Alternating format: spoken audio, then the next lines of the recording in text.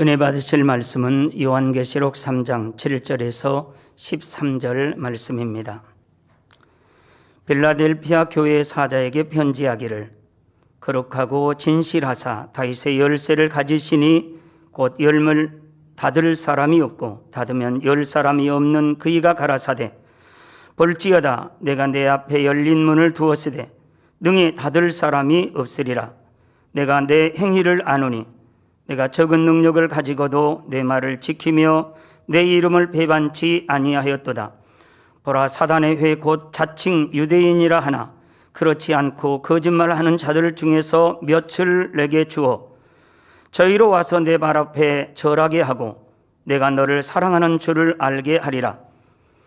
내가 나의 인내의 말씀을 지켰은즉 내가 또한 너를 지키어 시험의 때를 면하게 하리니 이는 장차 온 세상에 임하여 땅에 거하는 자들을 시험할 때라. 내가 속히 이 말이니 내가 가진 것을 굳게 잡아 아무나 내 면류관을 빼앗지 못하게 하라. 이기는 자는 내 하나님 성전의 기둥이 되게 하리니 그가 결코 다시 나가지 아니하리라. 내가 하나님의 이름과 하나님의 성 곧 하늘에서 내 아버지께로부터 내려오는 새 예루살렘의 이름과 나의 새 이름을 그의 위에 기록하리라. 귀 있는 자는 성령이 교회들에게 하시는 말씀을 들을지어다. 아멘. 살롬 성가대의 찬양과 니시 오케스트라의 연주가 있겠습니다.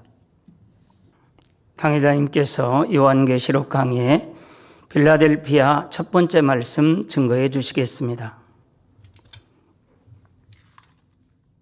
사랑하는 성도 여러분, 전 세계 및 전국의 지교회 성도 여러분, 지성전 성도 여러분, 전 세계 인터넷을 통해 예배 드리는 모든 성도 여러분, 시청자 여러분, 오늘부터는 7교회 중에서 6번째로 필라델피아 교회에 관한 말씀을 살펴보겠습니다.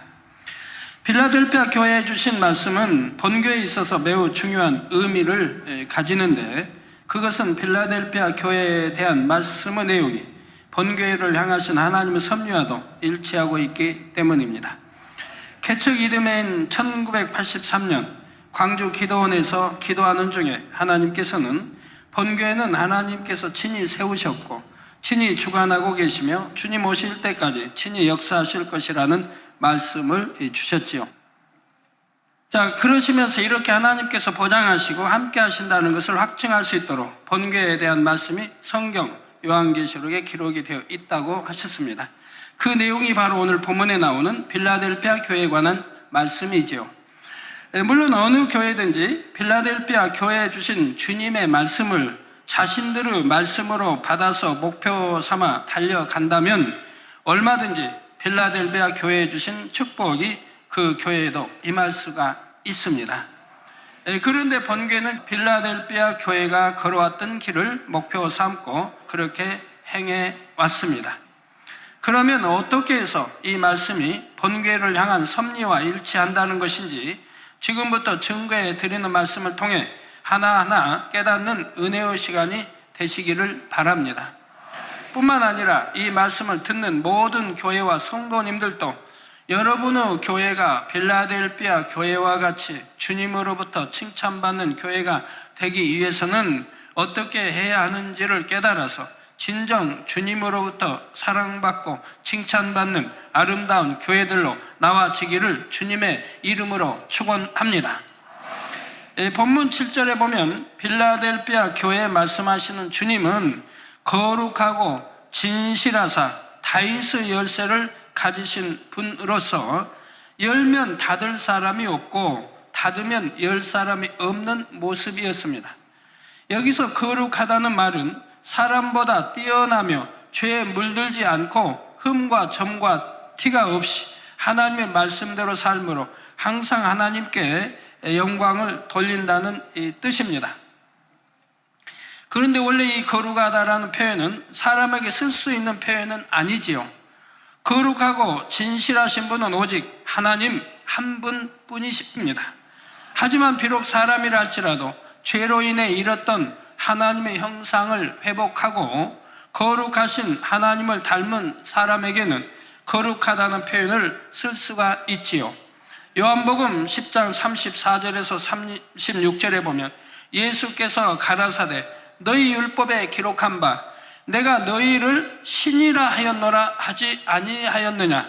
성경은 패하지 못하나니 하나님의 말씀을 받은 사람들을 신이라 하셨거든. 하물며 아버지께서 거룩하게 하사 세상에 보내신 자가 나는 하나님 아들이라 하는 것으로 너희가 어찌 참남하다 하느냐 말씀하셨습니다. 여기서 하나님의 말씀을 받은 사람이란 진리의 말씀대로 지키고 행하며 살아가는 사람을 뜻하며 하나님께서 이런 사람은 신이라 인정해 주신다는 것이죠. 즉 만군의 하나님, 창조주 하나님의 아들이니까 그렇죠. 물론 신이라 인정해 주신다고 해서 그것이 정말 하나님과 같은 신의 차원에 이르게 된다는 의미는 아닙니다. 온전하신 하나님의 자녀로서 영의 사람이요 진리의 사람이라고 인정해 주신다는 뜻이지요.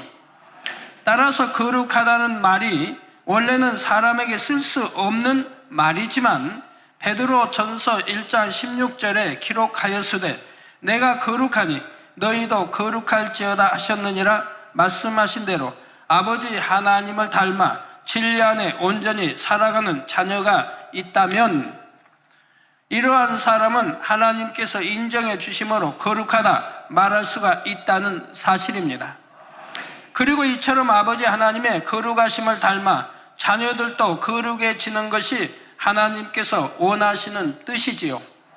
그래서 예수님께서도 마태복음 5장 48절에 그러므로 하늘에 계신 너희 아버지의 온전하심과 같이 너희도 온전하라 말씀하셨습니다. 또한 요한복음 17장 17절에서 19절에서는 저희를 진리로 거룩하게 하옵소서. 아버지의 말씀은 진리니이다.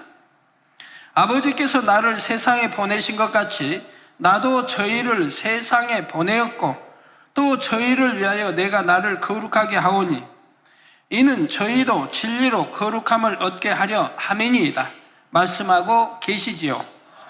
다음으로 우리 주님은 진실하다 했는데 진실은 거짓이 없는 참을 뜻합니다. 변개하지 않는 것, 좌우로 치우치지 않는 것, 거짓말하거나 속이지 않는 것, 약속을 어기지 않는 것, 간사하지 않는 것, 변질되지 않는 것 등 이러한 모든 것이 진실이지요. 성도 여러분, 진실은 너무나 중요합니다. 여러분이 진실해졌을 때 믿음도 주어지며 하나님의 말씀이 여러분에게 살아 역사하여 하나님의 능력도 체험하게 됩니다. 하나님의 말씀이 곧 진실이기 때문이지요. 그래서 여러분에게 진실이 임한 만큼 하나님의 말씀에 대한 확신이 주어지고 진실을 분별할 수 있으므로 흔들리지 않는 믿음을 소유하게 되는 것입니다. 반면에 진실하지 못할 때는 말씀에 대한 의심도 생길 수 있고 때로는 여러 가지 비진리에 유혹될 수도 있지요. 고린도전서 2장 13절에 우리가 이것을 말하거니와 사람의 지혜의 가르친 말로 아니하고 오직 성령의 가르치신 것으로 하나 신령한 일은 신령한 것으로 분별하느니라 말씀하고 있는 것과 같이 진실 역시 진실한 마음일 때만이 분별할 수가 있습니다. 진실하지 못한 마음으로는 결코 진실을 이해할 수가 없다는 사실입니다. 여러분도 이러한 진실을 사모하고 이루셔서 참을 알아볼 수 있는 복된 성도님들이 되시기를 주님의 이름으로 기원합니다. 이제 이처럼 거룩하고 진실하신 주님께서 다윗의 열쇠를 가지셨다고 말씀합니다. 그렇다면 과연 다윗의 열쇠란 무엇일까요? 먼저 다윗에 대해 살펴보면 다윗은 하나님께서 선택하신 민족인 이스라엘의 두 번째 왕이었습니다. 그는 어려서부터 누구보다도 하나님을 사랑하고 경외하였으며 하나님께 많은 영광을 돌렸지요. 또한 그는 하나님의 뜻대로 행하여 하나님을 기쁘시게 드린 사람으로서 하나님의 마음에 합한 자라는 인정을 받았습니다. 이러한 다윗이었기에 그는 하나님으로부터 모든 축복을 받아 누렸던 것을 볼 수가 있습니다. 다윗이 왕으로 있을 때 이스라엘이 가장 번성하여 많은 영토 확장을 하였고 큰 부귀를 누렸으며 이웃 나라들로부터 조공까지 받았지요. 또한 다윗 왕은 많은 백성들로부터 사랑과 칭송을 받았습니다. 이는 다시 말해 다윗에게는 부와 명예와 권세, 하나님의 사랑과 백성들의 사랑 등 모든 축복의 문을 열 수 있는 열쇠가 있었다는 말이지요. 이것을 가리켜 바로 다윗의 열쇠라 하는 것입니다. 그리고 이 다윗의 열쇠를 가지게 되면 다윗 왕이 그랬던 것처럼 하늘 창고의 문을 열고 하나님께서 주시는 축복을 마음껏 받아 누릴 수가 있게 되지요. 그런데 바로 이런 다윗의 계보를 통해 우리의 구세주이신 예수님이 나심으로 가장 중요한 구원의 문 또한 열리게 됩니다. 다윗은 이처럼 자신의 계보를 통해 나신 예수님을 통해서 구원의 문까지 열리게 되는 상상할 수 없는 축복을 받았다는 사실입니다. 사랑하는 성도 여러분, 많은 보화가 담긴 창고가 있다고 할 때 이 창고를 열기 위해서는 열쇠가 필요합니다. 열쇠를 가진 사람만이 그 창고 문을 열고 들어가 그 안에 있는 것을 마음껏 누릴 수가 있지요. 그런데 하나님께서는 다윗에게 어떤 축복의 문이라도 열 수 있는 열쇠를 주심으로 다윗은 많은 축복을 누릴 수가 있었습니다. 이는 다윗이 그만큼 하나님 앞에 합한 사람으로서 그 열쇠를 받을 자격이 있었기 때문이지요.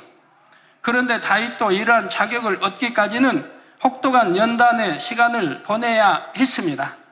하나님의 온전한 축복 가운데 들어가기 위해서는 번성 속에 깊은 악까지도 빼내야 하기 때문입니다. 그 연단의 시작점이 바로 다윗 왕이 자신의 부하인 우리아의 아내 밧세바를 취하고 이 사실을 감추기 위해 충성스러운 부하인 우리아를 이방인의 손에 죽게 만들었던 사건이죠. 어떤 사람들이 이 사건을 대하면서 다윗 왕은 어떻게 그렇게 큰 악을 행했는데도 하나님으로부터 인정을 받는 사람이 되었고 큰 축복을 받을 수 있었는가 의아할 수가 있습니다. 그런데 다윗 왕이 행한 일이 물론 큰 죄악이었지만 이는 다윗 왕이 특별히 악했기 때문은 아니지요. 오히려 다윗 왕은 선한 사람이었음에도 그가 가진 위치 때문에 자그마한 악의 모양이 이렇게 큰 범죄로까지 나올 수가 있었다는 사실입니다. 이것이 무슨 뜻일까요? 당시 다윗은 근방의 여러 나라를 호령하는 위대한 왕이었으며 마음만 먹으면 어떠한 일도 할 수 있는 막강한 권세를 가지고 있었습니다. 이런 다윗 왕에게 아직 본성 속에 버리지 못한 악의 모양이 있었는데 그것이 이 사건을 통해 드러나게 되지요. 이 상황을 이해하시려면 여러분이 한번 다윗 왕의 입장이 되었다고 생각해 보시기 바랍니다.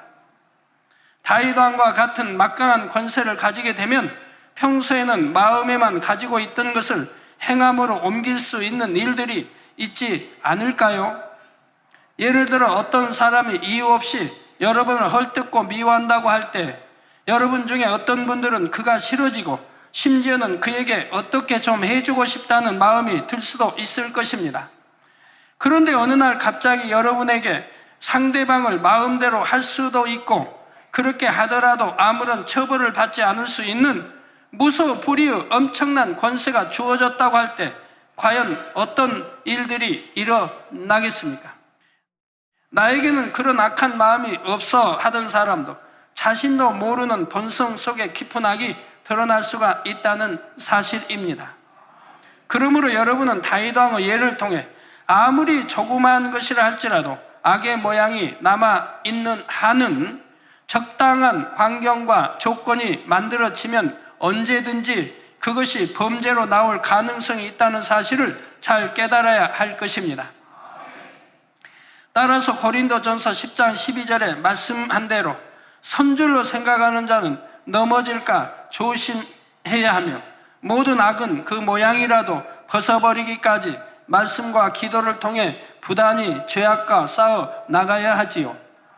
하나님께서는 바로 다윗에게도 이러한 본성 속에 깊은 악의 모양이 있음을 아셨기에 그에게 연단을 허락하심으로 그가 철저히 자기를 발견하고 깨달아서 온전한 성결로 나올 수 있도록 인도해 가신 것입니다.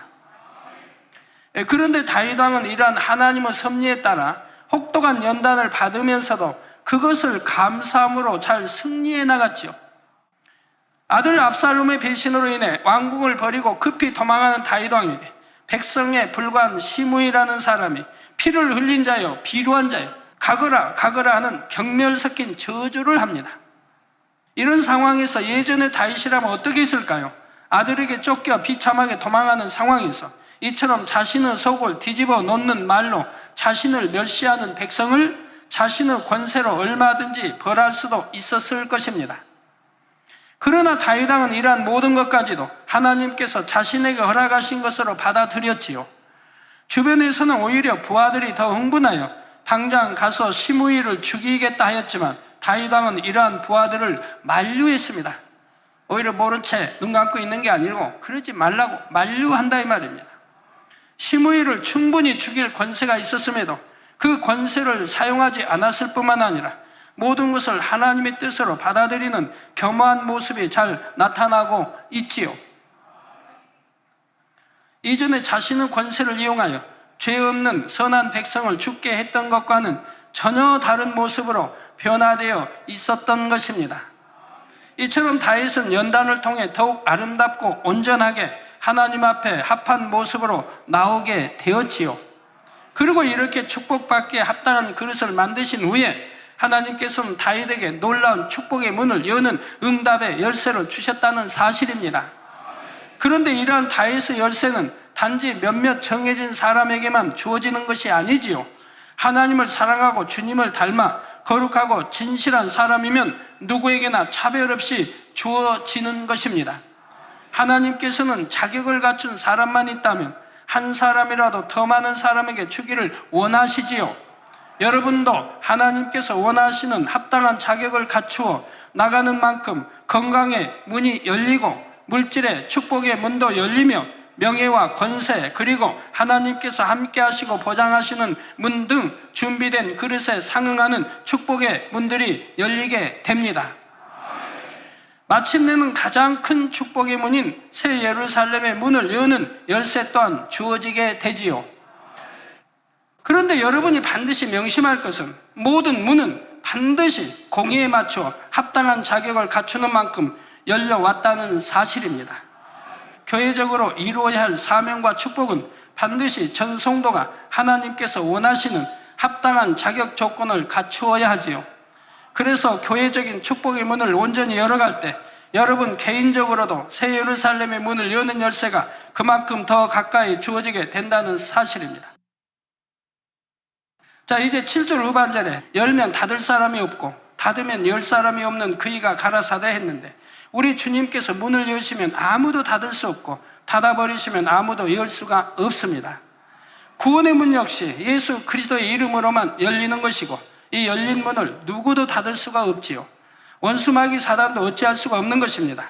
주님께서는 모든 것을 아버지 하나님의 뜻에 따라 열고 닫으시기 때문에 한치의 오차도 없이 정확하게 아버지 하나님의 섭리 안에서 모든 것을 이루어 가시지요. 이제 이러한 권세를 가지신 주님께서 빌라델비아 교회에 대해 칭찬을 하십니다. 8절 전반절에 볼지어다 내가 내 앞에 열린 문을 두었으되 능히 닫을 사람이 없으리라 하셨지요. 사랑하는 성도 여러분, 주님으로부터 이런 말씀을 듣는다는 것은 대단한 축복입니다. 주님께서 축복의 문을 열어두셨다면 사람이나 천사, 원수마귀 사단이라도 어찌할 수가 없습니다. 동시에 이 말씀은 엄청난 권세와 능력을 보장해 주시는 말씀이지요. 마태복음 16장 18절에서 19절에 보면 예수님께서는 수제자 베드로에게 이르시기를 너는 베드로라 내가 이 반석 위에 내 교회를 세우리니 음부의 권세가 이기지 못하리라. 내가 천국 열쇠를 내게 주리니 내가 땅에서 무엇이든지 매면 하늘에서도 매일 것이요 내가 땅에서 무엇이든지 풀면 하늘에서도 풀리리라 하셨습니다. 이런 지금 권능을 주셨다 이 말입니다. 바로 내가 내 앞에 열린 문을 두었으되 능히 닫을 사람이 없으리라는 말씀에는 이처럼 이 땅에서 매면 하늘에서도 매이며 이 땅에서 풀면 하늘에서도 풀리는 놀라운 권세가 담겨 있는 것입니다. 그런데 이 말씀은 베드로에게만 해당하는 것이 아닙니다. 하나님께서 보장하시는 하나님의 사람과 교회들에도 동일하게 적용될 수가 있지요. 하나님께서 친히 세우시고 인도해 가시는 사람과 교회는 모든 것이 하나님의 섭리 안에 있기 때문에 주님께서 한번 열어주신 문은 어떠한 상황에서도 결코 닫을 수가 없었습니다. 이는 본교회가 지금까지 이루어온 여러 해외 성회들을 보아도 알 수가 있지요. 하나님께서 한번 이루기로 정하시고 이루라 명하신 일에 대해서는 아무리 원수마귀 사단의 방해가 심하다 해도 반드시 성취되었던 것을 봅니다. 무력으로 막으려 해도 안 되었고 인간의 법으로 막으려 해도 안 되었고 아무리 사람 편에서 이런저런 방법으로 해방하려 해도 결국은 합력하여 선을 이룸으로 하나님께 더 크게 영광 돌렸던 것을 볼 수가 있지요. 고린도후서 4장 8절에서 9절에 우리가 사방으로 우겨쌈을 당하여도 쌓이지 아니하며 답답한 일을 당하여도 낙심하지 아니하며 핍박을 받아도 버림받지 아니하며 거꾸로 두림을 당하여도 망하지 아니하고 말씀한 대로 주님의 강한 팔이 본교회와 저와 여러분을 붙드시고 역사하심으로 주님께서 우리 앞에 열어두신 문을 그 누구도 닫을 수가 없었던 것입니다. 그리고 어제나 오늘이나 영원토록 동일하신 예수 그리스도 우리 주님께서는 우리를 데리러 다시 오시는 그날까지 변함없이 우리와 함께 하시며 보장해 주십니다. 그런데 주님께서는 이처럼 축복의 언약을 주고 계신 빌라델피아 교회를 향해 적은 능력을 가졌다 말씀하셨지요.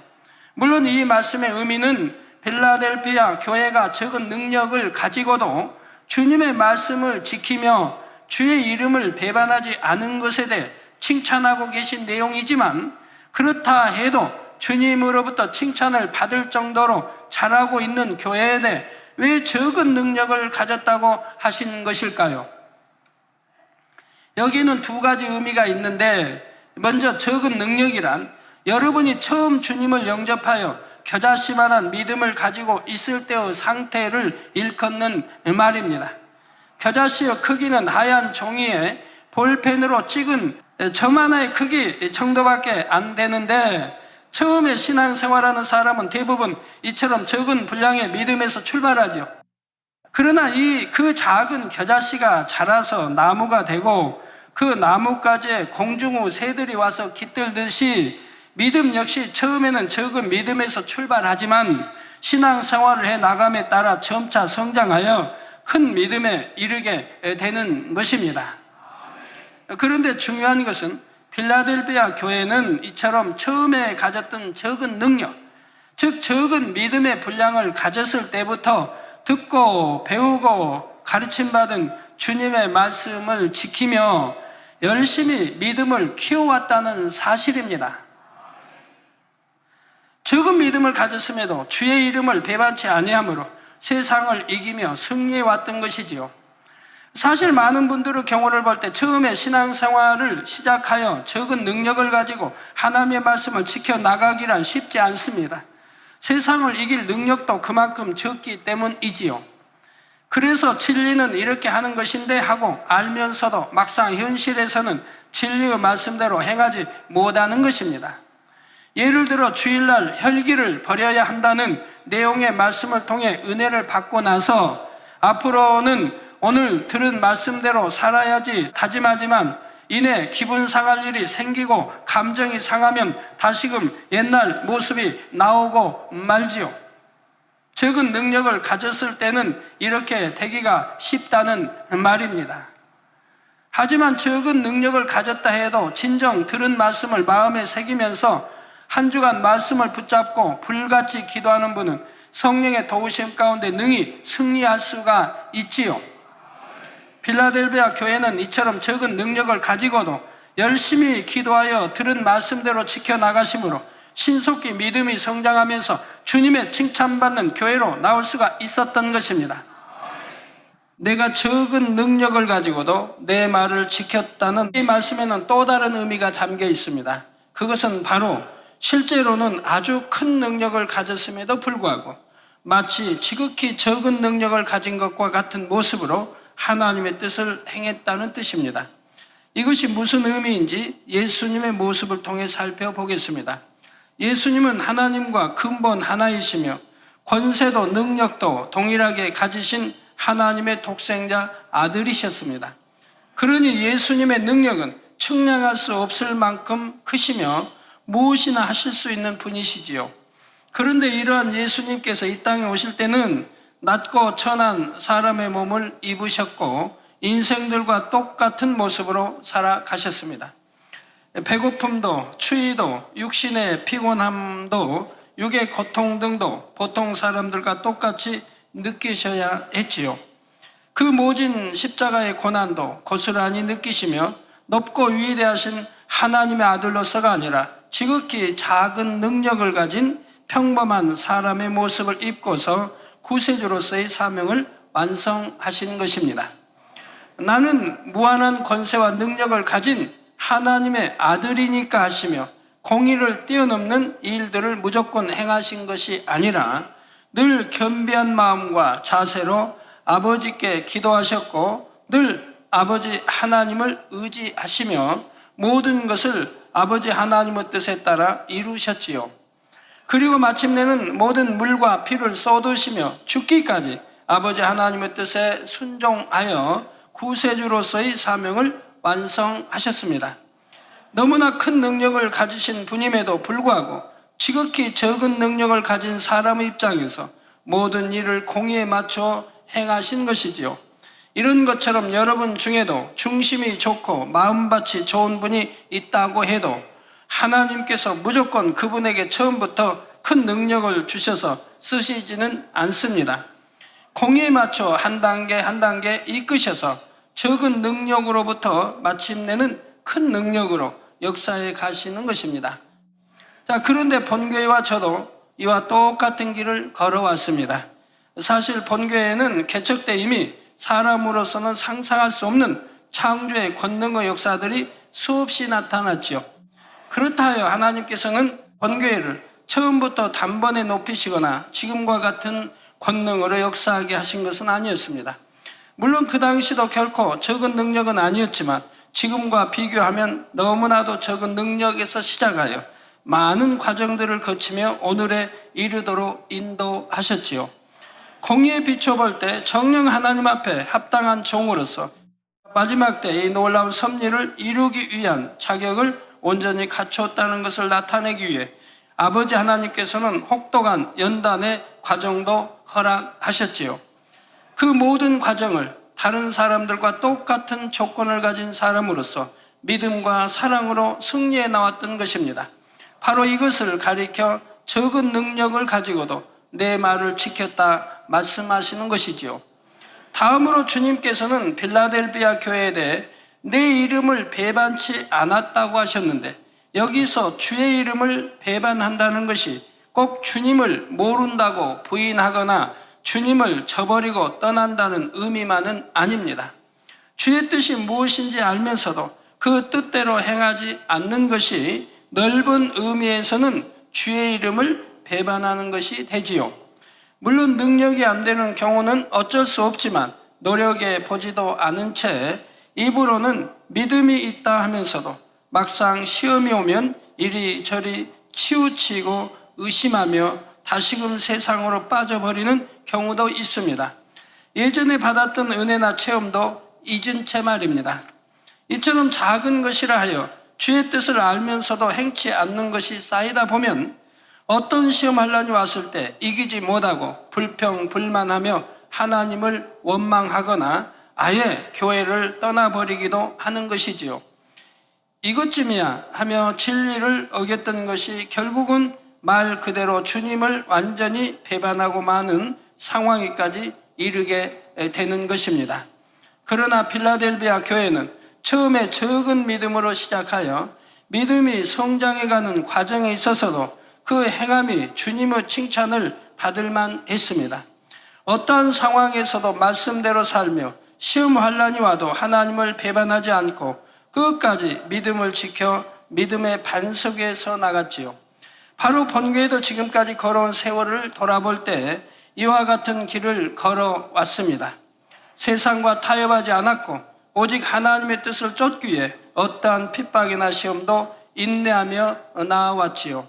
물론 개척에서 지금까지 중도에 주님의 이름을 배반하고 끝내 교회를 떠난 사람들도 있었습니다.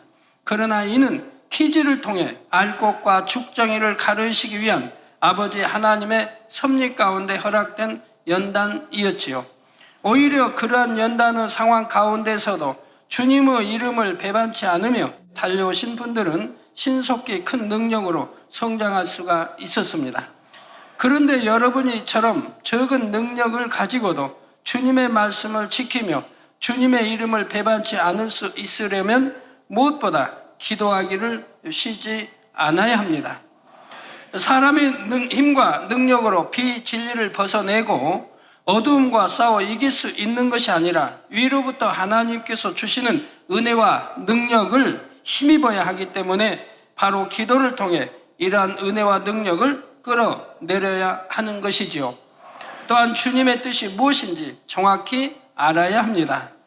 무엇이 죄이고 어둠이고 육인지 알아서 이러한 것들은 신속히 벗어버리고 선과 의와 빛 등 진리에 대한 것 또한 밝히 알아서 이러한 것을 행해 나가야 하지요. 그래서 진정 주님의 뜻을 알기 원하는 사람은 지적받고 책망받을 때 오히려 감사하고 기뻐하게 되는 것입니다. 그것을 통해 주님의 뜻을 더 밝히 알아서 그 뜻대로 살아갈 수가 있기 때문이지요. 성도 여러분, 내가 내 행위를 아노니 말씀한 대로 주님께서는 여러분이 적은 능력 가운데서도 주님의 말씀을 지키며 그 이름을 배반치 않기 위해 애쓰고 힘쓰며 노력해 오신 모든 것을 알고 계십니다. 그리고 이러한 모습을 기뻐하심으로 하나님께서는 때를 따라 사랑하시는 증거를 여러 가지 형태로 나타내 주시지요. 이어지는 9절에 보라, 사단의 회 곧 자칭 유대인이라 하나 그렇지 않고 거짓말하는 자들 중에서 며칠 내게 줘 저희로 와서 내 발 앞에 절하게 하고 내가 너를 사랑하는 줄을 알게 하리라 하십니다. 사단회란 두 사람 이상이 모여서 진리에 입에 대는 말을 하며 교회에 무리를 일으키는 무리를 말합니다. 또한 자칭 유대인이란 하나님을 믿는다고 하고 하나님의 자녀라 하면서도 사단회에 속하여 진리의 말씀대로 행치 않고 세상과 짝하며 오히려 하나님의 나라를 해방하는 사람들을 말하죠. 원래 유대인은 하나님의 선택된 민족으로서 영적으로는 하나님의 자녀를 뜻하는 말인데 자칭 유대인이란 스스로는 하나님의 자녀라 하지만 정작 하나님께서는 인정해 주시지 않는 경우입니다. 입술로는 하나님의 자녀라 말하면서도 진리 안에 살지도 않고 남들을 판단하고 정죄하며 수군수군 거림으로 교회 안에 분쟁과 다툼을 일으켜 시험거리를 만들지요. 자신의 생각과 틀에 맞지 않으면 심지어는 기사와 표적으로 하나님의 영광을 나타내는 것에 대해서도 잘못되었다 하거나 이단이다 정죄하기도 합니다. 이처럼 믿는다 하면서도 오히려 하나님께서 친히 세우신 교회와 종을 시험하고 하나님의 나라를 회방하는 것이 자칭 유대인들의 모습이지요. 거짓말하는 자란 바로 이런 사람들을 지칭합니다. 성경은 무엇을 거짓말이라고 하는지에 대해 분명히 말씀하고 있지요. 가장 큰 거짓말은 요한일서 2장 22절에 거짓말하는 자가 누구뇨? 예수께서 그리스도이심을 부인하는 자가 아니뇨. 아버지와 아들을 부인하는 그가 적그리스도니 말씀한 대로 예수 그리스도를 부인하는 사람이 거짓말하는 자이며 적그리스도가 곧 거짓말하는 자인 것입니다. 그런데 주님을 믿습니다 하면서도 거짓말을 하는 경우가 있지요. 요한일서 1장 6절에 만일 우리가 하나님과 사귐이 있다 하고 어두운 가운데 행하면 거짓말하고 진리를 행치 아니함이거니와 요한일서 2장 4절에 저를 아노라 하고 그의 계명을 지키지 아니하는 자는 거짓말하는 자요 진리가 그 속에 있지 아니하되 말씀합니다. 즉 자칭 유대인이라면서도 정작 하나님의 말씀대로 살지 않는 사람, 그들이 바로 거짓말하는 사람들이지요. 주님께서는 바로 이러한 사람들 중에서 며칠 주어 저희로 와서 내 발 앞에 절하게 하신다 말씀합니다. 그러한 사람들도 결국은 하나님의 권능 앞에 자신들의 잘못을 깨닫고 회개하고 돌이켜서 나오게 된다는 말이지요. 이를 통해 하나님께서 사랑하시는 교회와 종임을 더욱 확증시켜 주시는 것입니다. 필라델피아 교회도 이처럼 자칭 유대인들로 인해 핍박과 어려움을 당하였으나 하나님께서는 그렇게 시험하던 자들로 하여금 이제는 그 앞에 나와 회개케 하심으로 하나님께서 필라델피아 교회를 사랑하신다는 것을 나타내는 증거로 삼으신 것이죠. 그러나 거짓말하는 자들 중에 며칠아 말씀한 대로 모든 사람들이 다 회개하여 돌이키는 것은 아닙니다. 이미 그들의 죄가 성령 회방, 모독, 거역에 해당하므로 회개하고 돌이켜 용서받는 것이 쉽지가 않죠. 말로는 잘못했습니다 할 수 있습니다. 그러나 그것이 하나님이 보실 때 회개라고 보진 않습니다. 성령 해방, 거역, 모독했다 또는 사망 이런 죄를 지었다면 어찌 통회에 자복하지 않겠습니까? 통회 자복을 해야죠. 근데 통회 자복이 잘 나오질 않는 걸요. 눈물도 잘 나오질 않는 걸요. 그러니 용서받지 못하는 것을 봐요. 성경에도 하나님이 회개형을 주시지 않는다고 히브리서 6장 또는 10장에 말씀하고 있으니까요. 다만 그들 중에 진리를 잘 알지 못하여 자칭 유대인에 속해 있다가 참된 진리의 말씀과 권능의 역사를 보고 조금이나마 선한 마음 가운데 깨달아 회개하고 돌이키는 경우가 있는 것입니다. 사랑하는 성도 여러분, 하나님께서 때로는 연단의 과정 속에서 사랑하시는 자녀들에게 핍박이나 시험을 허락하시는 경우가 있습니다. 그러나 결과적으로는 그것이 축복이며 반드시 증거로 나타나게 되지요. 반면에 핍박이나 시험했던 사람들에게는 공의 가운데 심판이 임하게 됩니다.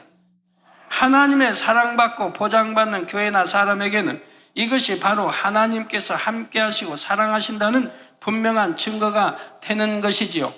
사람 편에서 하나님 사랑합니다 말할 때 거기에는 말로만이 아니라 따르는 행함으로써 사랑의 증거를 삼아야 하듯이 하나님 편에서도 사랑하시고 보장하시는 자녀에게 사랑한다 말씀만 하시는 것이 아니라 반드시 따르는 증거로 보장해 주신다는 사실입니다. 예를 들어 기사와 표적과 희한한 능 등의 권능의 역사들이 그 대표적인 예이지요. 사람으로서는 도저히 할 수 없는 놀라운 권능의 역사들을 베풀게 하심으로 이는 분명 하나님께서 함께 하시는 증거라는 사실을 누구도 부인하지 못하도록 하시는 것입니다. 성경을 살펴보면 하나님의 사랑을 받은 사람들은 반드시 하나님께서 함께 하신다는 증거가 나타났습니다. 여러분도 아버지 하나님과 바로 이러한 관계가 되어야 합니다. 하나님의 사랑받는 증거가 날마다 여러분의 삶 속에서 나타나야 하지요.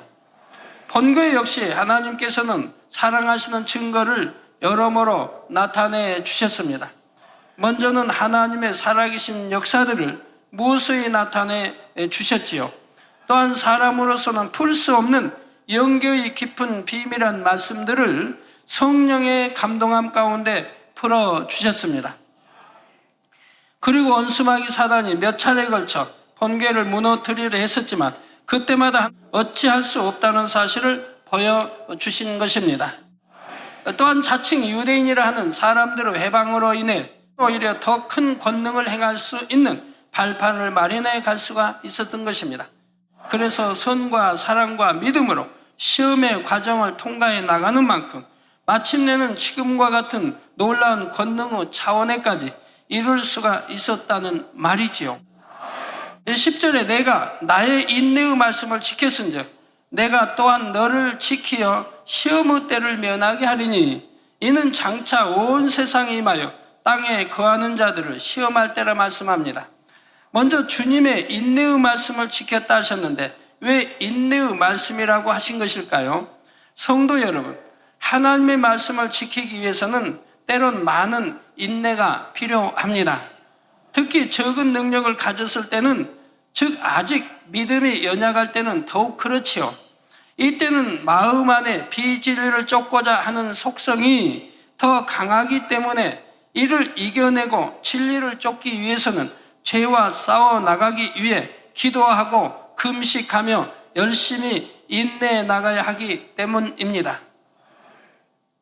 그러나 점차 진리의 마음이 자라고, 그래서 이 진리의 마음이 비진리의 마음보다 더 강해지면 이때부터는 진리를 쫓는 것이 점점 쉬워집니다.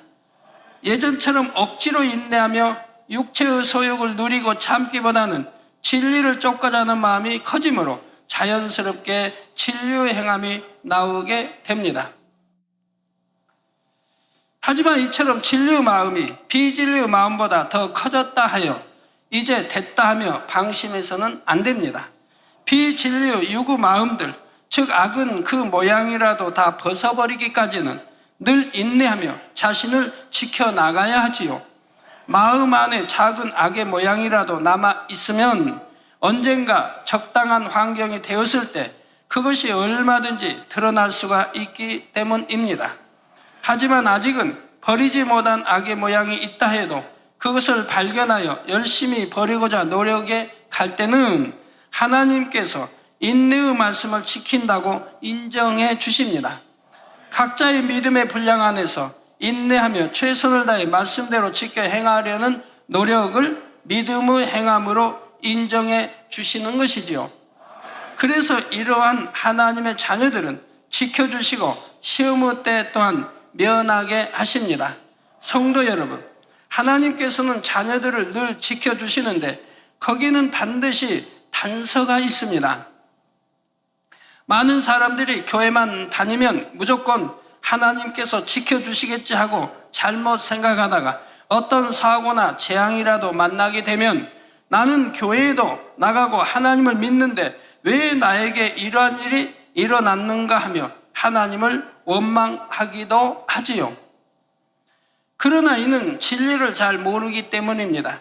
하나님께서는 자녀들이 하나님의 말씀대로 살기 위해 인내하며 믿음을 지켜나갈 때 지켜주신다는 사실입니다. 물론 온전히 지킴받기 위해서는 온전히 빛 가운데, 즉 진리의 말씀 가운데 살아야 하지만 자기 믿음의 분량 안에서 최선을 다해 인내하며 말씀대로 살기 위해 노력해 갈 때는 하나님께서도 그 믿음에 맞게 지켜주시지요. 또한 시험도 물리쳐 주시고 피할 길도 주시며 합력하여 선을 이루게 해 주십니다. 그러면 시험의 때를 면한다는 것은 무슨 뜻일까요?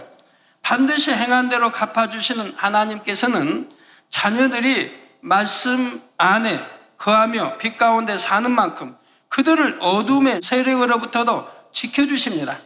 예를 들어 온전한 주일 성수와 10의 1조만 해도 하나님께서 기본적인 분야에 있어서는 지켜주실 수가 있지요. 여기서 기본적인 분야라고 하는 것은 믿음의 분량에 따라서는 온전한 주일 성수와 11조만 한다 해서 모든 것을 다 지킴받을 수 있는 것이 아닌 경우들도 있기 때문입니다.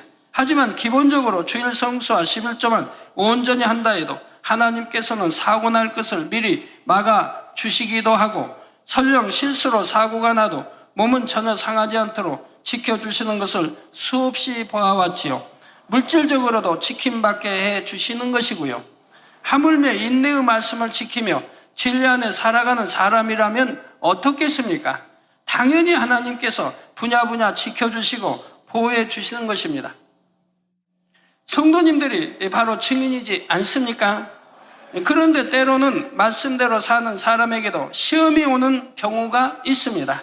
이런 경우에 하나님을 사랑하고 말씀대로 사는 사람들도 시험을 당하거나 말하는 사람이 있을 수 있는데 이는 진리를 잘 모르기 때문입니다. 이런 경우에 대해서는 다음 시간에 계속해서 살펴보겠습니다. 사랑하는 성도 여러분, 42.195km의 마라톤 코스를 뛰고 난 선수들에게 물어보면 대부분 중간에 몇 차례 힘든 고비의 순간들이 있었다고 합니다. 때로는 포기하고 싶은 마음이 들 때도 있었고 자칫 주저앉아 버릴 뻔한 때도 있었다고 하지요. 설령 우승을 한 선수라더라도 대부분 이런 위기의 순간들이 있었다고 합니다. 하지만 이처럼 힘든 고비의 순간을 넘기고 마라톤 코스를 완주하고 났을 때 그 기쁨은 체험해 본 사람만이 안다고 하지요. 천국에서 누릴 기쁨과 감격도 이러합니다. 사람에 따라서는 비교적 편하고 안정적으로 천국 문에 이르는 사람도 있지만 어차피 인간 경작을 받아가는 이 땅의 삶 동안은 여러 가지 연단의 과정을 겪기 마련이지요. 가정의 문제, 건강의 문제, 물질의 문제 등 이 땅에 살아가면서 부딪히게 되는 여러 가지 문제들로 인해 고통받기도 합니다. 하지만 그러한 연단의 과정을 통해 자신의 모습을 발견하고 변화되어 아버지 하나님의 뜻대로 살아가게 되면 이전에 겪었던 연단들이 결국은 축복으로 가는 과정이었음을 깨닫게 됩니다. 바로 저와 여러분도 장차 천국에 이르러 그곳에서 영원한 기쁨과 행복을 누리면서 인간 경작의 과정이 너무나 축복이었음을 마음 중심에서 느끼며 감사의 고백을 하게 되지요. 그러나 이것은 어디까지나 이 땅에서 인내하며 하나님의 말씀대로 지켜 행하며 때로는 힘들게 느껴지던 연단의 순간들도 믿음으로 이겨낸 사람들에게만 주어지는 특권입니다. 그러므로 여러분은 베드로전서 5장 10절에 모든 은혜의 하나님 곧 그리스도 안에서 너희를 부르사 자기의 영원한 영광에 들어가게 하신 이가 잠깐 고난을 받은 너희를 친히 온전케 하시며 굳게 하시며 강하게 하시며 터를 견고케 하시리라 말씀한 대로 여러분이 이 땅에서 받는 고난이 장차 영원한 천국에서의 영광을 위한 잠깐의 과정일 뿐임을 믿으시기 바랍니다. 잠깐의 고난을 통해 오히려 더욱 온전해지며 굳고 강하여진 여러분을 하나님께서는 하나님의 나라를 이루기 위한 귀한 도구들로 사용해 가실 것입니다. 이는 장차 천국 새 예루살렘에서 저와 여러분 우리 만민의 성도님들에게 더 큰 영광과 상급을 주시기 위한 것이지요. 그러므로 저와 여러분은 우리를 향하신 아버지 하나님의 뜻을 반드시 이루어야 합니다. 이를 위해 오늘도 온전한 성결을 향해 힘차게 전진해 나가심으로 본교회와 모든 만민의 성도님들 그리고 이 말씀을 들으시는 모든 분들 위해 하나님의 사랑하시는 증거가 날마다 넘치시기를 주님의 이름으로 축원합니다. 들으신 말씀 생각하시면서 합심해서 기도하시겠습니다. 아버지 하나님, 오늘은 빌라델피아 교회에 주신 말씀을 들었습니다.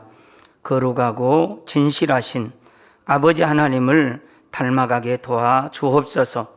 우리 교회에 주신 마지막 때의 섭리도 한치의 오차도 없이 형통하게 인도해 주시니 감사합니다. 적은 능력을 갖고도 하나님 말씀을 지켜 행하게 하심도 감사합니다. 더 큰 능력을 갖게 도와 주옵소서. 참마음과 온전한 믿음을 갖게 도와주시며 우리 주님께서 오직 아버지 하나님 뜻에 순종하심과 같이 우리도 순종하게 도와주시고 하나님의 권능 앞에 수많은 사람들을 회개하고 주 예수 그리스도를 믿을 수 있도록 인도하여 주신 것도 감사합니다. 사랑하는 당회장님을 통해 하나님의 살아계심을 또한 나타내 주심도 감사를 드립니다. 우리 주 예수 그리스도 이름으로 기도하옵나이다. 아멘. 당회장님의 환자를 위한 기도를 받으시겠습니다. 기도 받으실 때 아픈 분들은 아픈 곳이나 연약한 곳 위에 손을 얹고 기도 받으시고 아프지 않는 분들은 가슴에 손을 얹고 믿음으로 기도 받으시기 바랍니다. 할렐루야. 전능하신 사랑의 아버지 하나님, 이 시간 기도받는 모든 성도님들 위해 안수하여 주옵소서. GCN과 인터넷과 화상을 통해 기도받는 지교회와 지성전 그리고 전세계 하나님의 자녀들 위에도 시공간을 초월하여 역사하여 주시기를 원합니다. 믿어지는 믿음을 주시고 부정적인 생각과 의심의 세력을 물리쳐 주옵시며 모든 시험 환난도 물리쳐 주옵소서. 머리부터 발끝까지 오장육부 뼈 마디마디 온몸의 신경 조직 세포 등 아픈 곳마다 성령의 불로 태우시고 근본의 빛으로 역사하여 주옵소서. 예수 그리스도의 이름으로 명하노니 원수마귀 사단 모든 질병 균 연약함아 물러가라. 빛이 여임하라. 모든 불치 난치병도 성령의 불로 태워 깨끗하게 역사하여 주옵소서. 말라리아를 비롯한 모든 풍토병도 물리쳐 주옵소서. 감기, 기침, 열, 몸살, 독감 등 각종 유행성 질병도 다 물러가라. 어떠한 유행성 질병 균도 틈타지 않게 지켜 주옵소서. 위암, 폐암, 간암, 유방암, 자궁암, 대장암, 피부암 등 각종 암과 에이즈, 백혈병, 뇌졸중, 고혈압, 저혈압, 심장병, 폐병, 위장병, 당뇨, 부인병, 피부병, 갑상선 질환과 모든 염증도 깨끗게 하여 주옵소서. 소아마비, 중풍, 관절염, 디스크도 온전케 하여 주옵소서. 요통, 두통, 신경통을 비롯한 모든 통증은 사라질지어다. 간질, 자폐증, 우울증, 조울증, 노이로제 등 모든 정신질환도 물러가라. 모든 마비된 것도 풀어지고 일어나 걷고 뛸지어다. 눈도 잘 보이게 하옵시고 귀도 잘 들리게 하여 주옵소서. 소경은 눈을 뜨고 기머거리는 들으며 벙어리는 말할지어다. 각종 사고 후유증도 깨끗게 하시고 부러진 뼈도 붙여 주옵소서. 화상 입은 것도 온전케 하옵소서. 화기야 물러가라. 열도 물러가라. 아버지 흉터도 나지 않게 역사해 주시기를 원합니다. 마약을 비롯하여 각종 약물과 독극물 중독도 깨끗함을 입을지어다. 죽은 신경과 세포가 살아나며 죽은 자도 살아나게 하여 주옵소서. 잉태의 축복도 주시기를 원합니다. 잉태 축복을 받으라. 예수 그리스도의 이름으로 명하노니 원수마귀 사단아 하늘 공중 곳에 잡은 악의 영들아 물러가라. 그의 사자들도 물러갈지니라. 이 땅의 악한 영, 더러운 영, 거짓되고 간사한 영, 이간질하고 미혹하는 모든 어둠들은 물러가라. 모든 흉악의 결박을 풀고 어둠아 물러가라. 빛이 여임하라. 아버지 하나님, 부르짖어 기도할 수 있는 능력을 주시고 죄를 버리고 성결될 수 있는 능력을 주옵소서. 영혼이 잘됨같이 범사에 잘되게 하시고 가정의 복음화도 이루어 주시기를 원합니다. 한 주간도 모든 사고와 재앙으로부터 지켜주시고 불통이 없는 형통한 삶을 살 수 있도록 축복해 주옵소서. 성령의 불담으로 천군 천사와 주님의 불꽃 같은 눈동자로 모든 하나님의 자녀들과 가정, 일터, 사업터를 지켜주시기를 원합니다. 학생들에게 지와 명철을 더하시고 공부도 할 수 있는 뜨거운 마음과 열정도 더하여 주옵소서. 마음과 생각을 세상에 빼앗기지 않도록 지키시고 하나님을 뜨겁게 사랑하는 학생들로 축복하여 주옵소서. 하나님의 자녀들이 먹으나 마시나 입으나 무엇을 하든지 하나님 앞에 영광 돌리는 삶이 되게 축복하여 주시기를 원합니다. 나는 하나님을 만났노라, 체험했노라, 응답 받았노라, 축복 받았노라, 간증하는 입술이 되게 역사하여 주옵소서. 아버지 하나님 감사합니다. 홀로 영광 받으옵소서. 우리 주 예수 그리스도의 이름으로 기도하옵나이다. 아멘.